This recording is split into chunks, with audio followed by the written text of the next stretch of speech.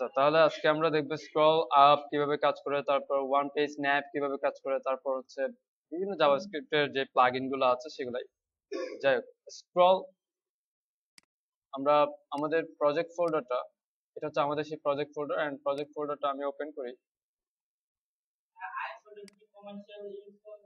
Commercial কোনোটাই use করা যায় না। কমার্শিয়াল ইউজ করতে গেলে আপনাকে কমার্শিয়াল লাইসেন্স অবশ্যই লাগবে। এনিওয়ে, আমরা এটা হচ্ছে আমাদের সেই ওয়েবসাইট যেটাতে আমরা কাজ করব।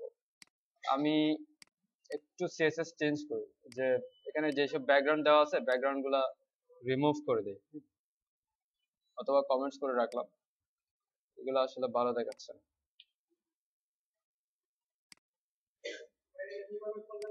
কন্ট্রোল স্ল্যাশ কন্ট্রোল, এটা কি ব্যাক স্ল্যাশ নাকি ফরওয়ার্ড স্ল্যাশ বলেন? এটা ব্যাক স্ল্যাশ, এটা forward slash, control forward slash. Okay, এটা হচ্ছে আমার ওয়েবসাইট। এখন আমরা ওয়েবসাইটে একটা বাটন করব যেটা সবসময় এখানে ফিক্সড থাকবে। যেটা কি সবসময় এখানে ফিক্সড থাকবে। সো আমরা একটা বাটন করি। HTML অবশ্যই বাটনের মার্কআপটা অবশ্যই থাকা লাগবে। আমি HTML এ একটা বাটন করলাম, সেটা আপনি এ দিয়ে করেন বা যে কোনো কিছু দিয়ে করতে পারেন, বাটন দিয়ে করতে পারেন, এ দিয়ে একটা লিঙ্ক টাইপের ট্যাগ দিয়ে করতে পারেন, অথবা স্প্যান দিয়ে যে কোনো কিছু করতে পারেন। আমি এ দিয়ে করলাম। স্ক্রল ক্লাস দিলাম, স্ক্রল টপ একটা ক্লাস দিলাম, এবং আমি একটা আইকন দিই এর মধ্যে, অ্যাঙ্গেল আপ, ঠিক আছে। স্ক্রল টপ ক্লাসটা নিলাম,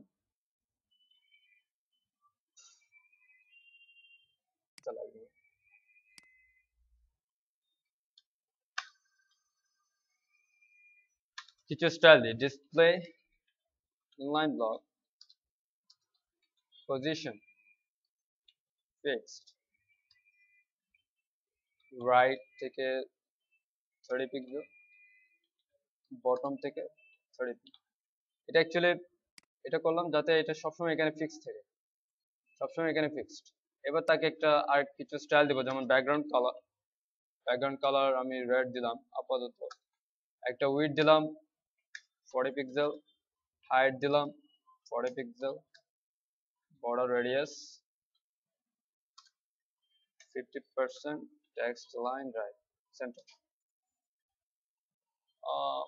ফন্ট সাইজ,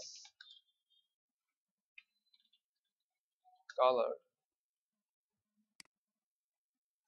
ওকে, এটা সবসময় এখন ফিক্সড। এখন দেখেন, যখন নর্মালি এই অবস্থা থাকবে, একদম টপে থাকবে আমার স্ক্রল, তখন কি এটা থাকবে না, হ্যাঁ। আর যখন একটু নিচে নেমে আসবে তখন থাকবে, ঠিক আছে। তো আমরা এটাকে ডিসপ্লে নরমালি ব্লক করে নান করে দিই। আচ্ছা, এখানে ডিসপ্লে ইনলাইন ব্লক করছি অ্যাকচুয়ালি।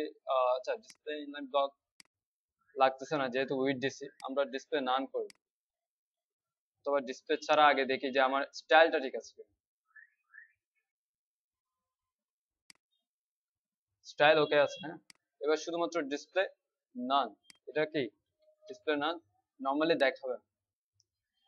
এখন আমি যে করে বা জাভাস্ক্রিপ্ট আপনি যেটা বলেন যে করে দিয়ে করব, যে মেইন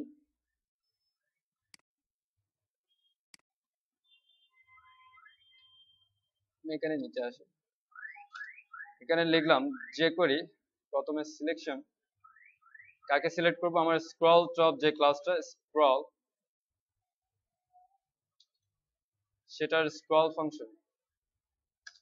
অ্যাকচুয়ালি আমরা কি স্ক্রল কে সিলেক্ট করব, আমাদের কোন জিনিসটা স্ক্রল হচ্ছে বলেন তো? স্ক্রল জিনিসটা বুঝেন তো? আমার উইন্ডোটা স্ক্রল হচ্ছে, তাই না? আমার স্ক্রল হচ্ছে কি উইন্ডোটা।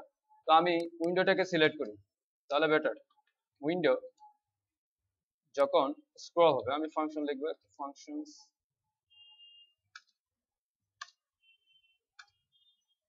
এখন এখানের মধ্যে আমাকে স্ক্রলের পজিশনটা বের করতে হবে, স্ক্রল পজিশন। এগুলো হচ্ছে কি jQuery ফাংশন, ঠিক আছে। এইসব ফাংশন সম্পর্কে আপনি ডিটেলস জানতে পারেন এখান থেকে, api.com, jQuery.com, তারপর স্ক্রল। আপনি যে কোনো ফাংশন, যে ফাংশনটা খুঁজতেছেন ওই ফাংশনটা সম্পর্কে জাস্ট এখানে দেখলে বুঝতে পারবেন যে এই ইভেন্টটা কিভাবে কাজ করে, ইভেন্টের জাস্ট একটা হ্যান্ডলার নিয়ে কাজ করে, এবং আমি সেই হ্যান্ডলার নিয়ে এখন কাজ করব স্ক্রলে। ঠিক আছে, তো আমি এখানে লিখবো যে আমার স্ক্রল পজিশন চেঞ্জ বের করার জন্য টপ থেকে স্ক্রলের পজিশন, টপ থেকে, এখন দেখেন টপ থেকে পজিশন বের করার জন্য আরেকটা ফাংশন আছে যে এরকম মেবি স্ক্রল টপ। এই যে স্ক্রল টপ, এটা হচ্ছে কি আপনার যে কারেন্ট ভার্টিক্যাল পজিশন, ঠিক আছে, ভার্টিক্যাল স্ক্রল বারের ভার্টিক্যাল পজিশনটা বের করার জন্য এই স্ক্রল টপ ফাংশনটা ইউজ হয়।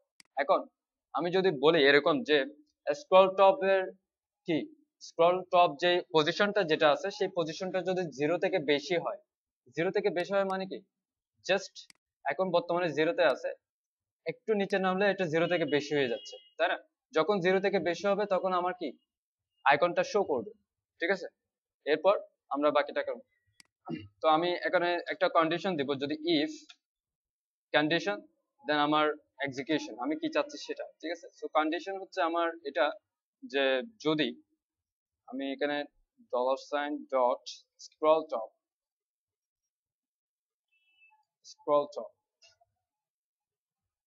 $sign কোনটা, $sign দিস, আই মিন আমার উইন্ডো, দিস মিনস এখানে উইন্ডো। ঠিক আছে, তো আমার উইন্ডোটা যদি স্ক্রল টপ গ্রেটার দেন 0 থেকে বেশি হয়, তাহলে আমার কি শো করবে, আমার শো করবে হচ্ছে যেই আমরা যেটা নিয়েছিলাম স্ক্রল টপ মেবি ক্লাস নিয়েছিলাম এভাবে স্ক্রল টপ। হ্যাঁ, আমি দিলাম ফেড ইন একটা ইফেক্ট হয়ে আসবে এই আর কি। এলস আমি এখানে এলস ইউজ করি, অন্যথায় এটা কি ফেড আউট হয়ে থাকবে।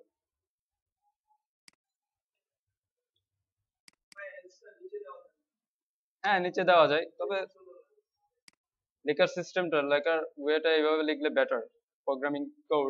এনিওয়ে সমস্যা নাই। এবার দেখেন নর্মালি নাই, ঠিক আছে, যখন 0 থেকে সে বড় হয়ে যাচ্ছে নর্মালি দেখেন নাই, 0 থেকে যখন বড় হয়েছে তখন আসতেছে, এবং আবার যখন 0-তে যাচ্ছে তখন চলে যাচ্ছে। তো আমরা কি এটা বের করলাম, এখন যেটা করবো সেটা হচ্ছে এটাতে ক্লিক করলে উপরে আসবে।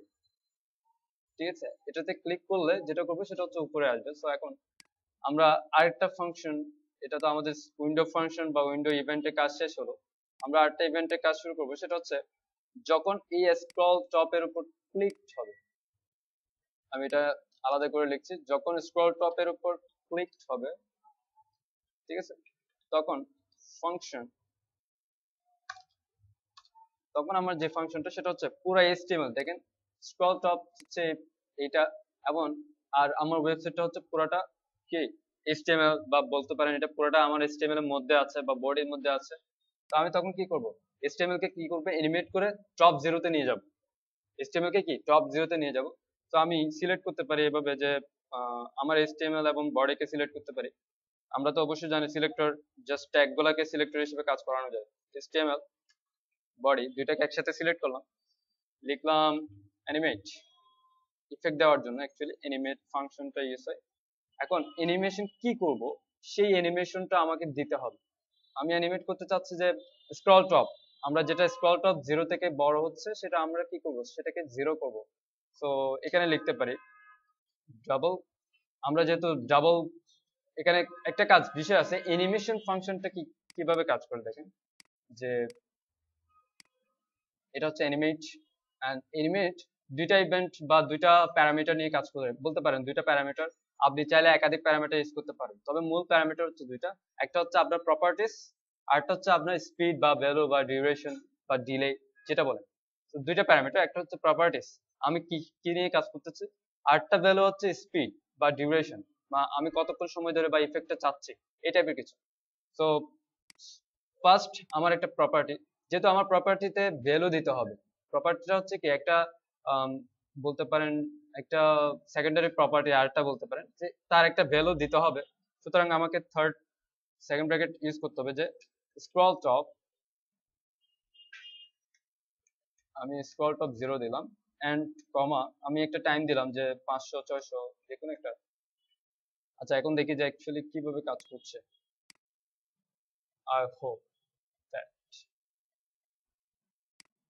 এই যে একটা ইফেক্ট আস্তে আস্তে গিয়ে এতক্ষণ ছিল যে মানে ধাম করে চলে যেত, যে আমি এটাকে কমেন্টস করে রাখলাম। এখন দেখেন আমরা যখন ক্লিক করছি ধাম করে চলে যাচ্ছে। সো এই বিষয়টা চাইতে এই বিষয়টা অনেক স্মুথ, তাই না?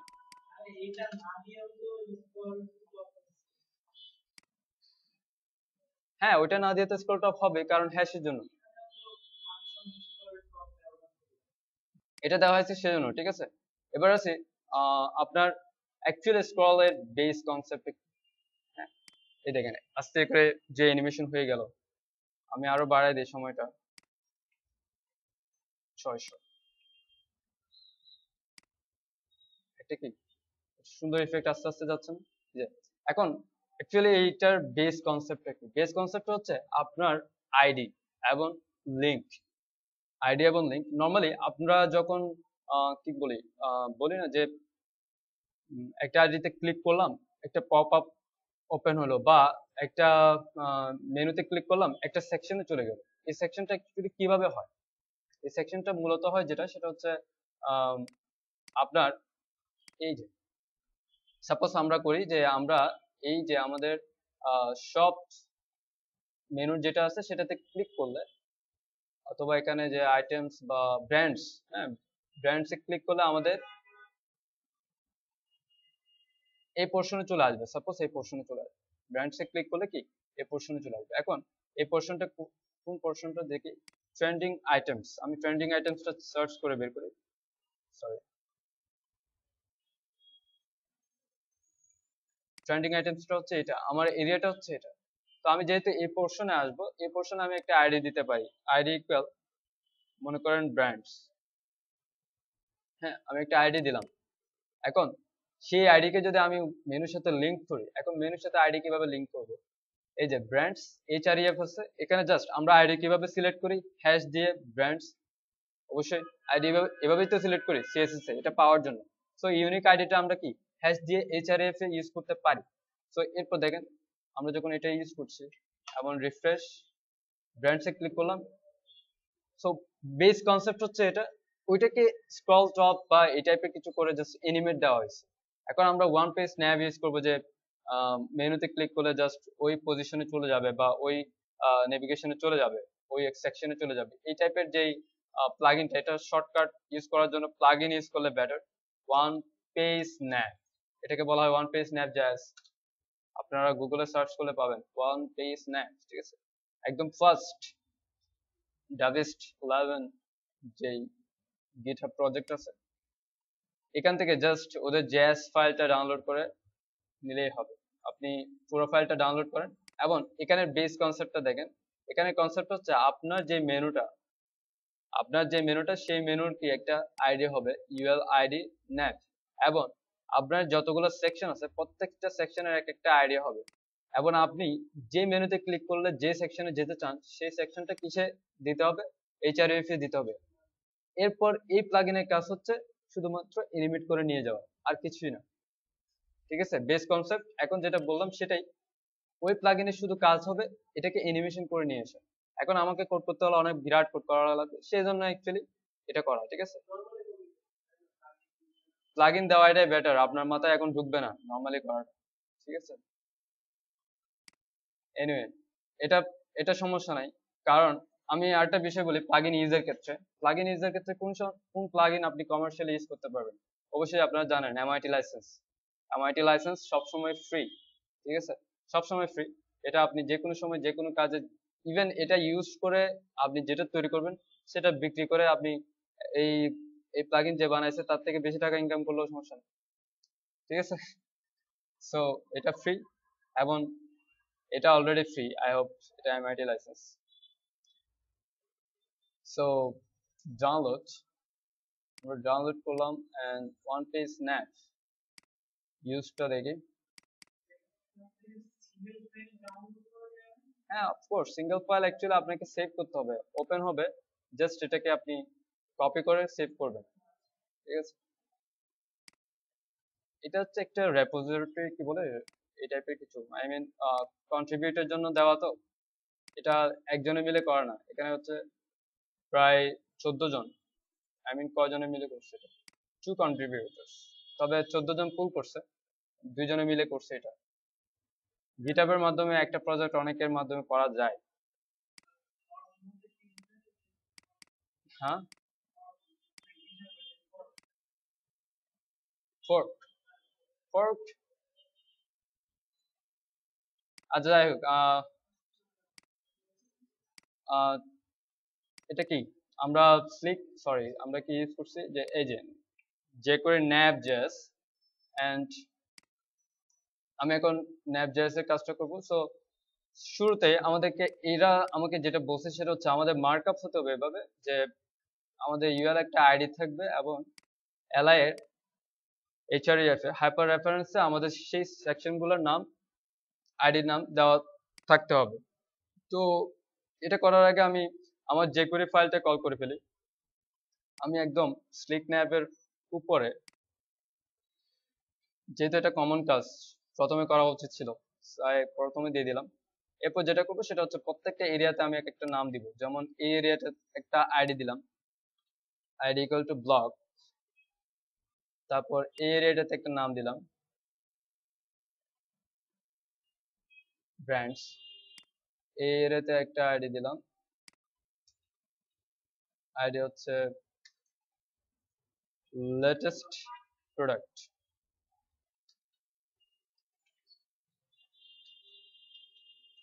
তারপর এই এরিয়াতে একটা নাম দিলাম, আচ্ছা এই আইডি হচ্ছে হোম। এখন এখানে আমি আইডি গুলো সেট করে দিই। আইডি হচ্ছে হোম, শপ হচ্ছে লেটেস্ট প্রোডাক্ট, ব্র্যান্ডস এখানে হচ্ছে স্ল্যাশ ব্লগ, বাকিগুলো নাই, অ্যাবাউট এবং কন্ট্যাক্ট নাই। এখন কি করতে হবে, যে আমার ইউএলএন আইডি ন্যাপ সেই আইডিতে আমার ওয়ান পেজ ন্যাপটা কি করতে হবে, অ্যাক্টিভ করতে হবে। সো এখন আমার কোন আইডিতে আছে, আচ্ছা আমাদের তো অলরেডি ইউএল আইডি ন্যাপ দেওয়া আছেই। সো এখানে একটা বিষয় কারেন্ট, সব কারেন্ট ক্লাস বা কারেন্ট মেনু, কোন মেনুটা কারেন্ট আছে সেটা, আই মিন এই মুহূর্তে কোন মেনুতে আছি সেটার জন্য কারেন্ট ক্লাস নামে একটা শব্দ আছে। এটা অ্যাকচুয়ালি দিতে হবে কিনা এটা পরে দিতেছি। আমরা শুধুমাত্র আল পেজ স্ন্যাপ অ্যাক্টিভ করে ফেলি। মেইন জাস সবার উপরে, হ্যাঁ হ্যাঁ উপরে কেন সেটা বলছি।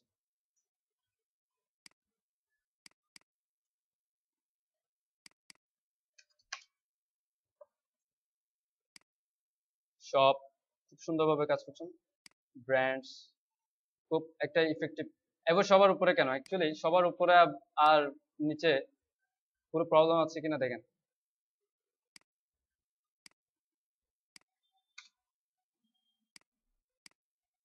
কোনো প্রবলেম নাই, কিন্তু প্রবলেম তখন যে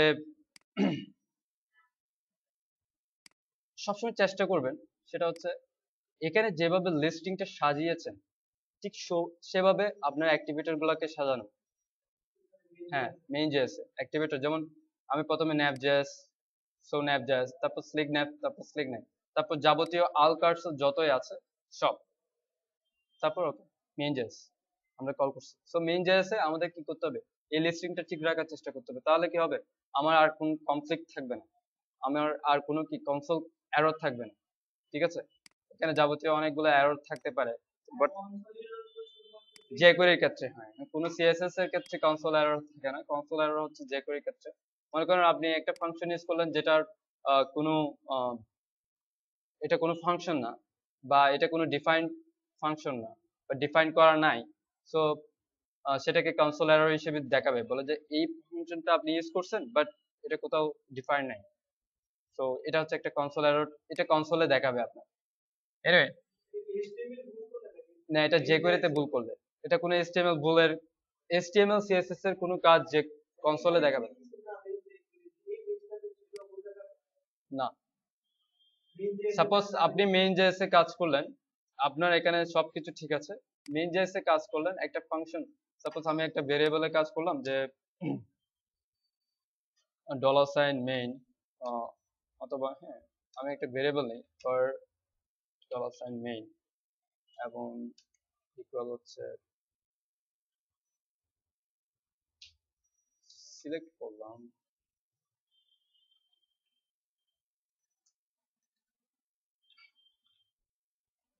আমি ব্র্যান্ডসকে সিলেক্ট করলাম এবং $, নেই ডট, এমনি এই ফাংশনটা কোনো কি ক্রিয়েট করা নাই, ফাংশনটা কোনো কোনো ফাংশন ক্রিয়েট করা নাই বা কিছুই নাই কনসোলে। ও সরি, আচ্ছা একটা বিষয় আছে কনসোলে এরর দেখানোর বিষয়, সেটা হচ্ছে আপনার